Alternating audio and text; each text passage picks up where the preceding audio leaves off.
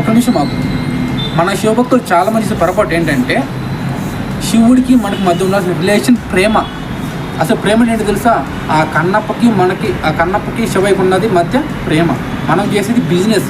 మన శివభక్తులు ఏం చేస్తారు? ప్రతిరోజు తెల్లవారుజామున సాయంత్రం పూజ చేస్తారు. నా కోరికలు ఇవి, నా సమస్యలు ఇవి, నా కుటుంబం బాగుండాలి, నా భార్య నా బిడ్డలు బాగుండాలి అంటారు. కానీ ఎప్పుడైనా నలుగురికి సాయం చేసి నలుగురు అన్నదానం చేసావా? లేదు. నలుగురికి శివలింగాలు పంచడం వల్ల చేసావా? లేదు.